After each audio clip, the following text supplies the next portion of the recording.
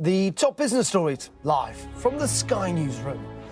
The co-founder of Brewdog hits out at the government, telling me that changes in the budget are bad for business.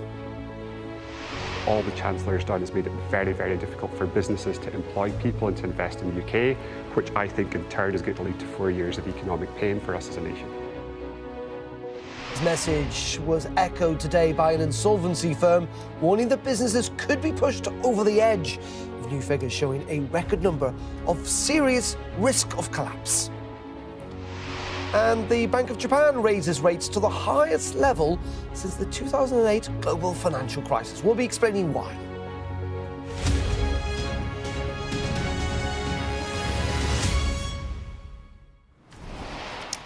Very good afternoon on this Friday. Welcome to Business Live with me, Darren McCaffrey. Well, the co-founder and former chief executive of Brewdog, James Watts, has told me that the Chancellor, Rachel Reeves, has made life very difficult for businesses and warned that the UK is facing 4 years of economic pain. He also suggested that Britain is work shy and said only hard graft would lead to prosperity. He was speaking ahead of the launch of his new business TV reality show, House of Unicorns, and I began by asking him of what we should expect from the show.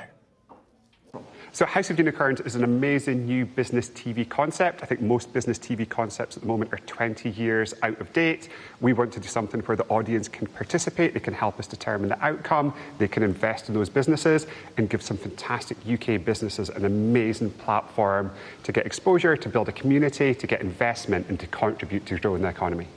And when you talk about that, what does it look like? What's the format going to be, if you like? So we start off with 10 businesses. We've had 250 applications so far. This is going to be the biggest cash prize ever in UK TV history. There's £2 million of investment up for grabs, and we're going to take those 10 businesses down to final 3, and those 3 businesses are going to get investment and meaningful investments, not like other shows where you get £50,000, which doesn't really make that much difference to business. We want to pick fantastic businesses, we want to invest in them, we want to give them a platform, and we want the audience to help us on that journey.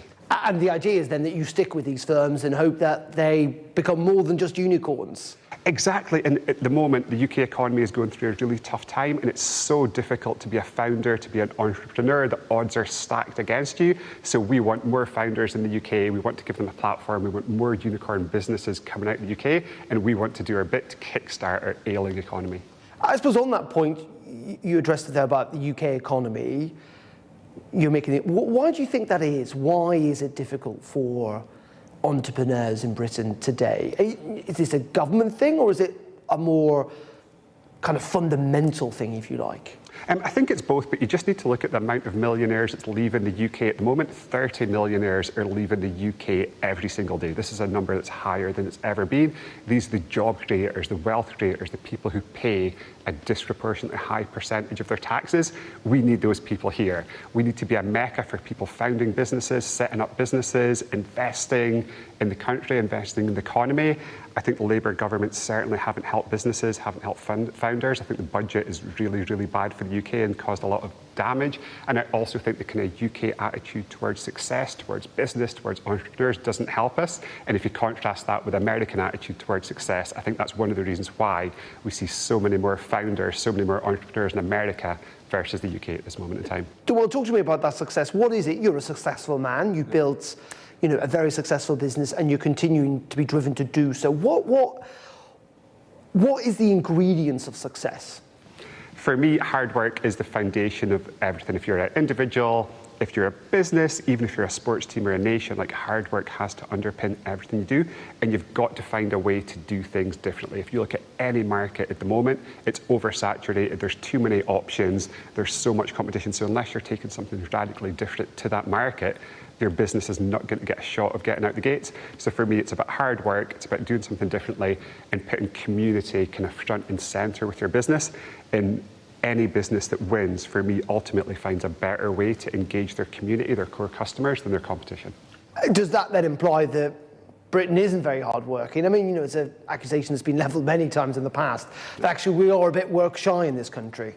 I think you've just got to look at the data. We're 18% less productive than America. We are 13% less productive than the French, and we often joke about the French being lazy. And for me, The productivity of a nation is directly linked to its economic prosperity and the standard of life for everyone in that country. And I'm concerned when I look at those numbers in the UK, because we want to build a fantastic society. We want to be able to invest in the things that's important for us as a country. And for me, hard work is a foundation that enables us to do that. And do you think like someone like, President Trump's come into office in recent days, does he have a better plan for America than, let's say, people have got a plan for this country? Well, he's a very contentious character, but I think if you can leave the politics and how contentious he is aside and just look at it from a pure business perspective, I think he's going to be very positive for American business and very positive for the American economy. And I think there's going to be a stark contrast to the US economy over the next 4 years and the UK economy under a Labour government. I think we're heading towards a recession. We've got debt levels that's way too high. We're trying to tax our way to economic prosperity, which I don't think works at all.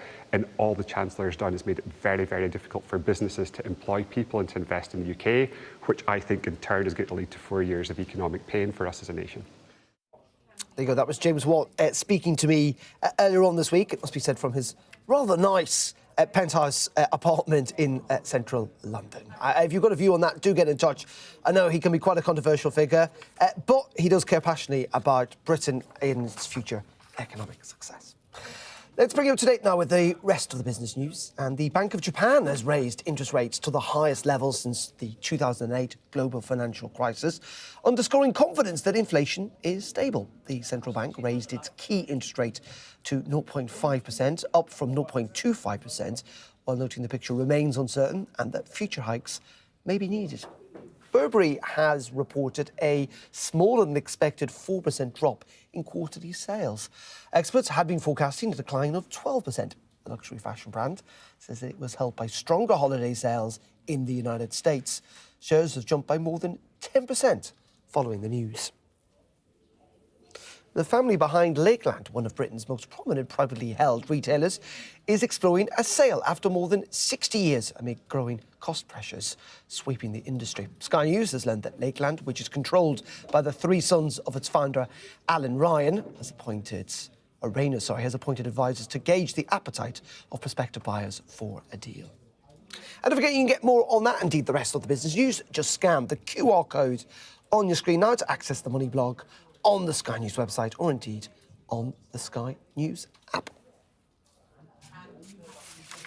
Now, an insolvency firm is warning businesses in the UK could be pushed over the edge as news figures show a record rise in the number of firms at serious risk of collapse. The latest red flag alert report from the insolvency advisory firm, Begbie's Traynor, showed that around 47,000 businesses were in critical financial distress over the final 3 months of 2024.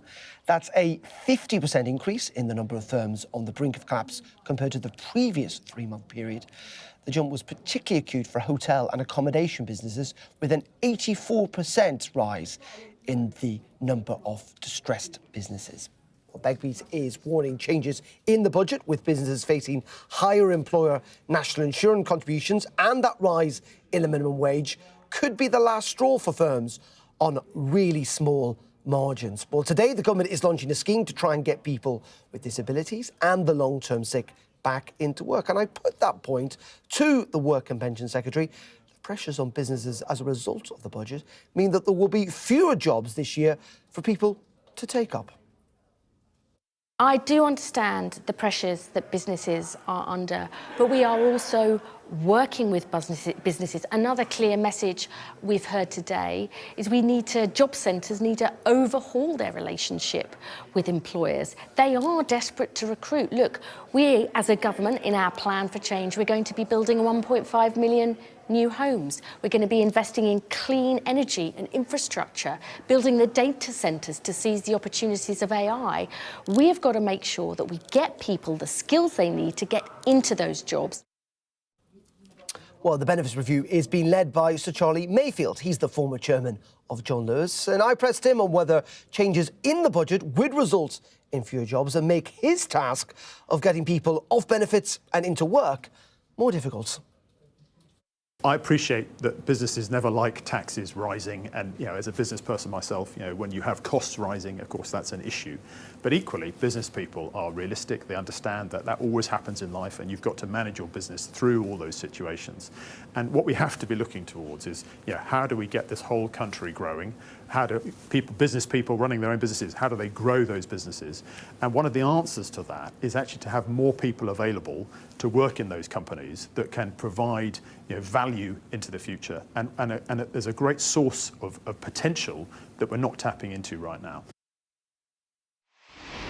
Well, let's speak to Julie Palmer now, who is a partner at Begbie's Trainer, who did that research into the number of insolvencies and the concern about businesses effectively going under. And as we've just talked about, when you look at the stats that you guys have put out, they're not great, are they? They're not. They're actually really concerning. I mean, to put it in perspective, we were showing a similar level of distress Q4 last year, but the difference this year is the increase has been quicker and come on more sharply. So a quarter-on-quarter 50% increase is really stark in terms of the amount of businesses in critical distress. And for many of those businesses, that will be a precursor to insolvency. And we're talking here about a pretty broad spectrum, aren't we? But there are particular areas. We talked about accommodation, hotels, and construction too. We've been living with distress in construction now for about 18 months. That's probably one of the peak sectors we've seen in terms of insolvency numbers coming through. But what has really shifted this time around is, I think, on the back of the cost of living crisis and the budget, which feels unfriendly for small businesses, increased costs. We're seeing those consumer-facing businesses starting to really come at the eye of the storm now in terms of showing this level of distress. So hotels, hospitality, retail, leisure, businesses like that, where people have a choice whether they spend that money or not. They're spending the money on the things they have to spend it on rather than the things they have a choice over at the moment. And the pressure comes from, weak consumer confidence. It comes from the fact that there are higher interest rates. But those pressures are going to build this year, aren't they, with those increases in national insurance? And for businesses that employ lots of people, they're going to have to pay a lot more in the minimum wage too. Well, interest rates is probably one of the things that's looking a bit more stable at the moment. I think there's a bit more certainty around that. But the problem with the budget changes, I think it's perception at the moment. It was perceived as a budget that's going to laden people with lots of extra cost, but we're not really going to see the effect of those changes yet. But what it's done is it's really dampened consumer confidence. The energy price issue is going to come back, and I think come back with a degree of fury. The water companies are talking about record rises if they're going to survive. So and these are all things that people just won't have a choice whether they spend the money or not. So again, they're going to tighten their belts and not spend the money on things that they do have a choice. You guys have been carrying out this research for years and years. Well, contextualise this for us. I mean, you talked about being dire earlier or very difficult. Give us a sense of just how bad it is, I suppose. Well, I suppose the difference at the moment is since the financial crisis, interest rates were low. There was a lot of government support through things like HMRC, time to pay schemes. So we kept a lot of businesses alive that probably would have failed. And in a sense, it possibly has time for some of those zombie businesses now to fall over and recirculate that capital in a much more effective way. But I think the difference here is consumer confidence is low. We've seen this long period now of director fatigue where they just feel it's, bad news after bad news. There's nowhere to turn. And I think now one of the big differences here might be we clearly know on the back of the budget that the country needs to balance its numbers. So there are tax rises of one sort or another. So I think people are going to feel more and more poor going forwards. And I think also we might actually, and we're probably already beginning to see HMRC getting a little bit more aggressive in terms of chasing some of their hardcore liabilities. And they've been one of the reasons that businesses have managed to keep afloat previously, that they've had a lot of support in terms of the statutory liabilities. I think we're going to see those debts now chased harder. And just very finally, Julia, let's be blunt about this. Home Base, Carpet Body Shop all went under last year. Thousands of people lost their jobs. Is your expectation this year that, big and small, household names and not household names will go under, and that unemployment is going to go up? Yes, again, it's been one of the sort of very positive counterbalances the last couple of years that there's been a skills shortage. So if businesses have fallen over, we've been able to recirculate those jobs. I don't think there's quite that skills gap now.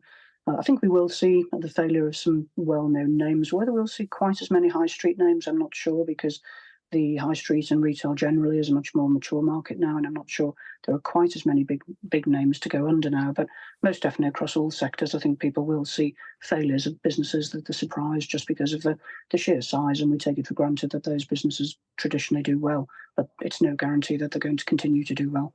OK. Julia, really appreciate your time on this Friday afternoon. That's Julia Palmer there from Begbie's Trainer, who is warning about the risk of collapse of many firms this year, saying that there is a record rise in the number of UK businesses that are facing severe financial distress. OK, you're watching Business Live here on Sky News. Coming up next, we'll be looking at the markets. The FTSE down a little at the end of this week. We'll have all the details on that and much more in just a couple of minutes. Stay tuned.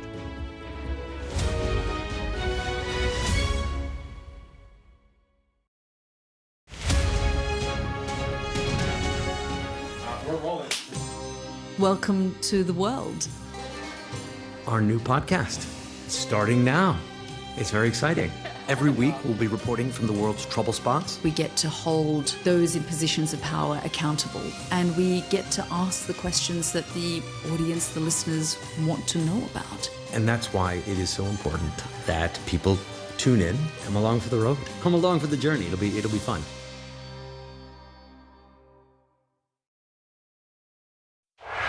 I'm Adam Parsons, Sky's Europe correspondent based here in Brussels. I've witnessed migration across Europe close up. I'm James Matthews and I'm Sky's US correspondent based here in Washington, D.C. Mr. Musk, has your ignorance and ego cost Ukrainian lives? Free, wherever you get your news. I'm Ivor Bennett, Sky's Moscow correspondent. Why do you support Vladimir Putin, Mr. Seagal? I'm Conor Gillis, Sky's Scotland correspondent. Sky News, the full story first.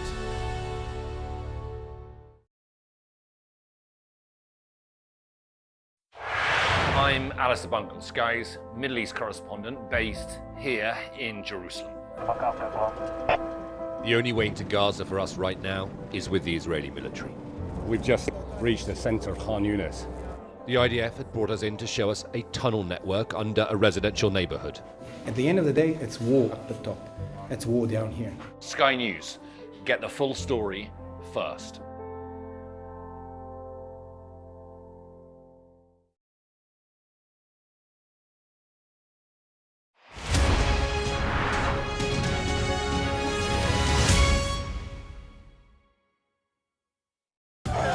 I saw police being forceful, pushing young men and women to the ground as they made almost 100 arrests. Will the cold affect your voters? Well, we have a lot of tremendous support. Free, wherever you get your news. The people here know that worse storms may well be on their way. I'm Martha Kellner and I'm Sky's US correspondent based here in Los Angeles. Mandatory evacuation, you must leave! For many people, Harvey is far from over. People here believe the water will be this deep for weeks. I'm Greg Milam and I'm Sky's Chief North of England correspondent. Are you trying to run me over, Sir Philip? No, go away. Look like it, sir. Will you respond to those who made accusations, Sir Philip? Can you go away? Sky News, the full story first.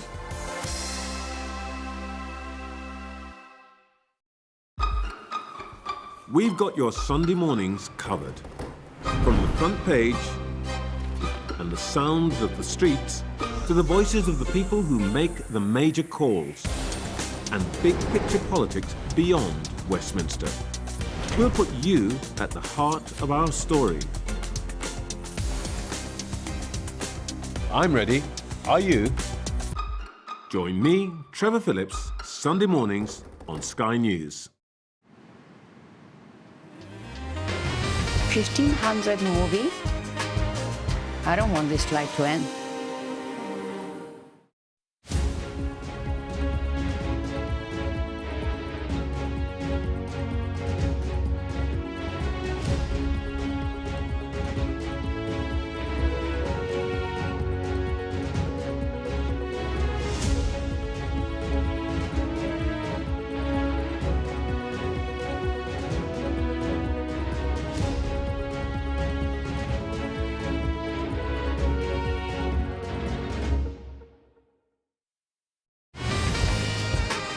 Fly Emirates, fly better.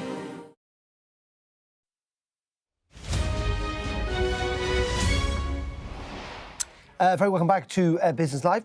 Just noticed that sterling has done very well today, up over more than 1% against the dollar. Let's talk about that and indeed the rest of the market news with Rebecca McKean, Investment Director at Aberdeen. Very good afternoon to you. Let's talk, first of all, about the theme, actually, of today from at least our point of view, and that is jobs. And we noticed, we went on there yesterday, Sainsbury's laid off 3,000 workers, 2% of their workforce.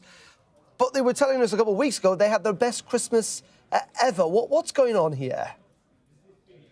Yes, an unfortunate statement from Sainsbury's yesterday, talking about 3,000 job cuts and looking at senior management layers too. And as you say, it represents about 2% of the workforce. I mean, as you say, the company's had some good trading, particularly in grocery, and has been taking market share from the discounters and Morrisons and Asda. But, I've been speaking to a number of CFOs of FTSE 100 food retailers in the last couple of weeks, and they are looking about how they can manage cost inflation, labour inflation, and protect the consumer, by investing in price. And, there are options like automation, but these are not quick fixes. And that does mean that let's leave some difficult decisions, as we've seen from Sainsbury's yesterday. In saying that, one company that's been under a bit of pressure recently because the luxury market has been under pressure is Burberry, but they've done better than, their sales are still down, but they've done better than analysts had thought. Yes, the British luxury brand owner Burberry, known for its trench coat, it released encouraging results today. So sales are down 4%, but it's a sequential improvement on the Q2 results, which were down 20%. There are a couple of elements here. There's a new CEO in place, which is looking to do a brand reset, so early signs of potential success there. They're calling out America. The US consumer, we're hearing this, is upbeat post a Trump election, and that's feeding through to growth for Burberry in America. But I think what is most interesting from these results is that they're seeing early signs of stabilization in China. China represents about a third of the company's sales, so it is very important. So I think that is something that is sort of I take away and look across for implications across the sector. So some really positive initial signs of a brand reset working at Burberry, but also a potential hope for a recovery in that luxury market, which, as you say, has been struggling for the last year. Rebecca, this all kind of ties into, in part, consumer confidence, doesn't it? And that is taking a hammering, according to the latest report, if you like, on it.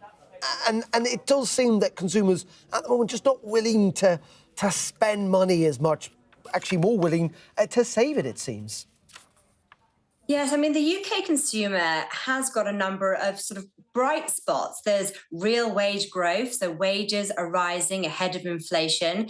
Unemployment is low in the UK, and actually we've got very high savings rate. But as you say, we have seen a deterioration in those retail figures, and we've seen consumer confidence slump more recently. We've had results yesterday from Associated British Foods, which owns Primark, similarly calling out a weaker UK and Irish consumer, impacting their like-for-likes there. So there are elements which would paint a positive picture, but I think the missing piece for the UK consumer is confidence, and that is what the consumer needs in order to start spending back into the UK economy. Yeah, and just very finally, Rebecca, on that, of course, we're waiting, aren't we, next week for Rachel Reeves, the Chancellor's big speech. She was at Davos this week, insisting that, the UK is a good place to invest. Don't believe the doomsters, if you like. But there is pressure, isn't there, ahead of this speech that's meant to be all about growth. Yeah, absolutely. I mean, this has been an important week for markets. We've had the inauguration of Donald Trump, which has, outlined in a range of executive orders looking to stimulate growth and promote deregulation within the US economy. And I think this has been a wake-up call to UK and European governments. If they want to consider the relative competitiveness of their regions versus the US. And I think there are some early signs that the UK government, which is feeling pressure given the fiscal position of the economy to stimulate growth. There's a call out to regulators to come back with policies which are going to be stimulative to the growth. I'm speaking to a number of FTSE 100 house builders who are seeing the planning system ease. So that should be positive for house builders. We've also seen the PRA, the banking regulator, ease some banking regulations. So potentially a more supportive regulatory framework for UK. OK, Rebecca, really appreciate your time on this Friday afternoon. That's Rebecca McLean there from Aberdeen. Thank you.